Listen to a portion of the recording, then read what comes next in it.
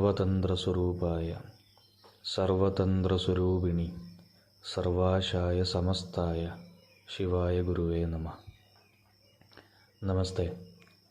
Gynaecological disorders इन Ayurveda topic पे हम gynaecological disorder आज का समय में क्यों बढ़ते जा रहे हैं, उसका निदान क्या क्या हो सकता है, इसके बारे में हम चर्चा की।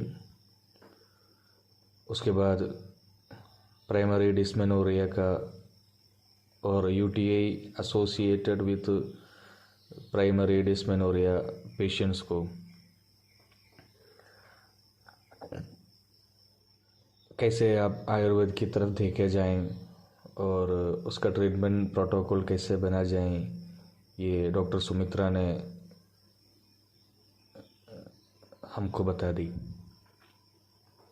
अभी हम सेकेंडरी डिस्मेनोरिया या कंजस्टिव डिस्मेनोरिया के बारे में बात करेंगे। उसके पहले यहाँ पे जैसे किसी ने पूछा था, जो यूटीआई में सिर्फ बैक पेन नहीं है और भी अलग अलग सिम्टम्स आते हैं, तो यहाँ पे ये नहीं है कि हर यूटीआई पेशेंट को डिस्मेनोरिया होगा या हर डिस्मेनोरिया पेशेंट को यूटीआई होगा। इसमें ये है, जो 2 साल 3 साल के जो रिकरेंट यूटीआई है, इस तरह का पेशेंट को वहाँ पे डिस्मेनोरिया का जो चांस है वो काफ़ी ज़्यादा है, तो वो वहाँ पे हमको ध्यान रखना होगा। अगर ऐसा है तो if the dysmenorrhea is due to UTI, then you will have to treat the UTI first। तो ये है इसका मतलब। और वहाँ पे आपको UTI में स्पेशली आपको वहाँ पे बैक रीजन में दर्द भी आएंगे। अभी हम सेकेंडरी डिस्मेनोरिया के बारे में बात करने से पहले कुछ चीज़ें हमको हमेशा याद रखना चाहिए। जैसे मैं कहीं पे भी जाते हैं तो वहाँ पे स्टूडेंट्स को बताते हैं, never ever believe your patient. अपना पेशेंट को कभी भी भरोसा नहीं करने का। ज़्यादा तरफ क्या होते हैं कि आयुर्वेद डॉक्टर्स हों या आज का समय में इवन एलोपैथी डॉक्टर्स हो, काफ़ी लोग जो पेशेंट्स बोलते हैं वो जो उनका जो बोलने के अनुसार यहाँ पे प्रिस्क्राइब करते जाएंगे, वो कभी नहीं करने का। क्योंकि patients itself is not sincere to him, is not truthful to him, is not truthful to his family, he is not truthful या शी और he is not truthful to his doctor also. उनको खुद कभी confuse है कि वो क्या बोलेंगे क्या नहीं बोलेंगे। अगर आप लोगों को समझने के लिए एक 3-4 डॉक्टर अलग अलग कैबिन में बैठ के एक पेशेंट को आप अंदर भेज के रिकॉर्डर ऑन कर लीजिए, एक ही पेशेंट को। पेशेंट जो मुझे जो सिम्टम्स और कंप्लेंट्स बोला वो नहीं होगा शायद आपको, जो आपके कैबिन पे आते समय बोलेंगे। जो तो तीसरा कैबिन में जाएंगे तो वो कुछ और बोलेंगे। तो ये सोच समझ के हम पेशेंट्स को डायग्नोस करना है। मॉडर्न व्यू के अकॉर्डिंग अगर देखे जाएंगे तो नॉर्मली 3 तरह का सिम्टम्स, 3 टाइप ऑफ सिम्टम्स वो उनका क्लासिकल टेक्स्ट में बताते हैं। वो है subjective symptom, objective symptom and cardinal symptom. इसमें कार्डिनल सिम्टम आज का समय में एलोपैथी डॉक्टर्स सबसे ज़्यादा जो भरोसा करते हो कार्डिनल सिम्टम में है, लेकिन उनका क्लासिकल टेक्स्ट में, मॉडर्न क्लासिकल टेक्स्ट में वहाँ पे कार्डिनल सिम्टम पे नहीं, ऑब्जेक्टिव सिम्टम में ज़्यादा ध्यान देने के लिए बताया गया है। लेकिन आज के समय में वो इतना ज़्यादा कोई देखते नहीं है। कार्डिनल सिम्टम मतलब जितना सारा टेस्ट्स वगैरह होते हैं वो सारा कार्डिनल सिम्टम्स के अंदर आते हैं। यूएसजी करवाया, पेट स्कैन करवाया, या MRI करवाया, एक्सरे करवाया, ये सारा कार्डिनल सिम्टम्स का अंदर है। यहाँ पे आपको ये कार्डिनल सिम्टम्स को हमेशा भरोसा नहीं कर सकते। आप सबको पता है अल्ट्रासोनोग्राफी में जो साउंड्स वेव्स के अनुसार वहाँ पे डायग्नोस किया जाता है। साउंड का क्वालिटी आकाश का है, यानी वाद्य दोष का गुण है। और जब साउंड आते समय हम पेशेंट को इलाज करने से पहले ये सोनोग्राफी करते समय साउंड्स उसका शरीर में चले जाते हैं, उनका सारा धातुओं में चले जाते हैं। उस समय वहाँ पे शरीर में क्या क्या चेंजेस करते होंगे, आकाश का गुण जो क्वालिटी है वो क्या क्या चेंजेस करते होंगे, जैसा कि हमारा आहार करते हैं, जैसा कि हमारा औषध करते हैं, इस तरह का चेंजेस वहाँ पे भी करते होंगे। तो वो चेंजेस एक पेशेंट को ट्रीट करने से पहले ही, एक रिपोर्ट्स मिलने से पहले होते हैं। तो वहाँ पे आपको 100% भरोसा नहीं कर सकते। काफ़ी पेशेंट्स यहाँ पे ग्लायोमा, मिक्सर ग्लायोमा, ग्लायोब्लास्टोमा, इस तरह का पेशेंट्स आते हैं MRI करके। काफ़ी पेशेंट्स को क्या होते हैं कि केवल एक मस्तिष्क का शॉफ का निदान और लक्षण मिलते हैं, यह एक कपाल आर्शस का लक्षण मिलते हैं।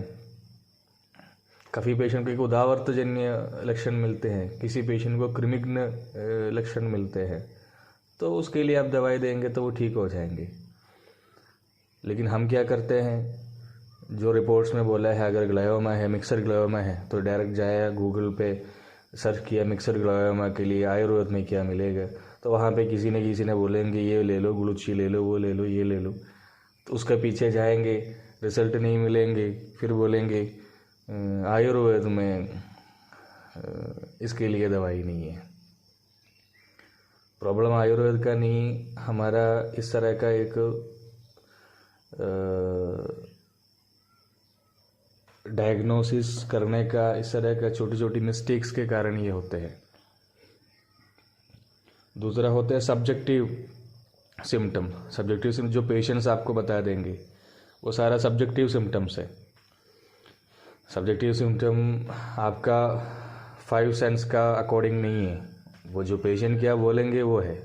तो पेशेंट का जो यहाँ पे क्लिनिकल प्रैक्टिस करते लोग होंगे उनको तो काफ़ी एक्सपीरियंस होंगे। कुछ महीने पहले एक लास्ट इंसिडेंट, एक पैरालिसिस पेशेंट को लेके आया था जौरा से। जौरा ये रतलाम से एक 40-50 किलोमीटर दूर है। एक 50-55 आसपास एज एक लेडी है, उनके साथ उनका हस्बैंड या उनका कोई रिलेटिव आया था। तो बोल रहा था कि एकदम से स्ट्रोक हो गया था, तो जस्ट 15-20 दिन ही हुआ है पैरालिसिस होगा, तो किसी ने बोला इसलिए यहाँ पे आया। उनको देखा और उनका मेडिसिन वगैरह दे दिया 15 दिन के लिए। 15 दिन के बाद वापस आके दिखाने के लिए बोला। जब वापस 15 दिन के बाद आया तो ये दोनों आया। तो दोनों आने के बाद जो बोला कैसे है, तो बोला कोई आराम नहीं है, उल्टा प्रॉब्लम बढ़ गया। तब जब एग्जामिन किया तो ऐसा तो लगा नहीं कि उपशय या अनुपशय हुआ है या मेडिसिन उसमें के वजह से कुछ बढ़ी हुई है। लेकिन उनको देख के कुछ और डाउट्स महसूस किया। तो मैंने उनका जो साथ बाई स्टैंडर आया उसको बोला, मैंने आप एक बार बाहर बैठिए। तो वो बाहर जाने के लिए तैयार नहीं था, तो फिर उनको डांट के उनको बोला बाहर बैठो आप। तो और बाहर बैठ के जब इनको पूछा क्या प्रॉब्लम है बताओ आप, मुझे तो लग नहीं रहा कि आपको कुछ और प्रॉब्लम है, अगर आप बताएंगे तो इलाज करेंगे, नहीं तो सीधा वापस चले जाओ। तो उन्होंने बताया ये मेरा कोई रिलेटिव नहीं है, ये मेरा कोई हस्बैंड नहीं है, ये मेरा नेबर है, ये रोज़ मुझे मारते हैं। अभी मैंने यहाँ से पिछले 15 दिन पहले दवाई लेके आया था, मुझे किसी ने बताया था यहाँ आने के लिए, तो आया, दवाई ले गया, मुझे अच्छा खासा आराम हो गया था। मेरा हाथ वगैरह ऊपर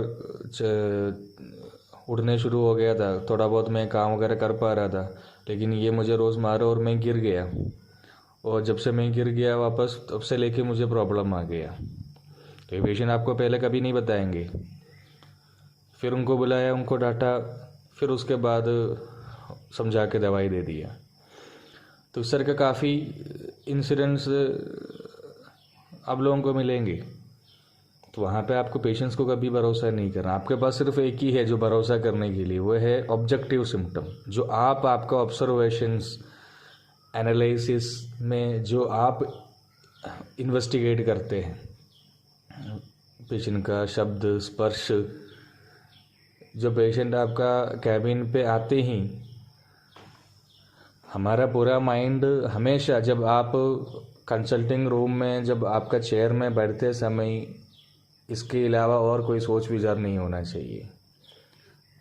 पेशेंट्स आपका ओपीडी में बाहर बैठे हैं, अंदर वो आते समय उसका चलने का तरीका, वो कैसे सपोर्ट कर रहे और कैसे उस चल रहे, उनका शब्द का, वॉइस का फ्रीक्वेंसी कैसे है, कैसे बात करते हैं, वो टाल के बात कर रहे हैं, लंबे चौड़ा करके बात कर रहे हैं, शॉर्ट ब्रीफ करके बात कर रहे हैं, उनको आंखें का कलर, आँख कैसे दिखते हैं, उसका जुबान कैसे दिखते हैं, उनका बिहेवियर कैसे हैं, उनका बॉडी लैंग्वेज कैसे हैं।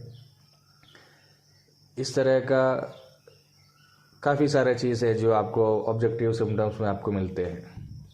और ये भी आपको सोच समझ के काफ़ी समय लगा के आप लेंगे तो वो बाहर जाके बोलेंगे या डॉक्टर अच्छा नहीं है।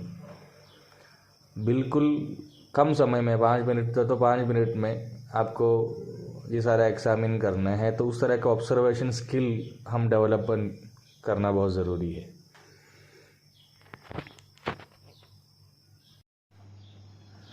ज़रूरी नहीं है हर पेशेंट को हम ट्रीटमेंट कर पाएंगे या ट्रीट कर पाएंगे, लेकिन डायग्नोसिस हर पेशेंट को कर सकता है।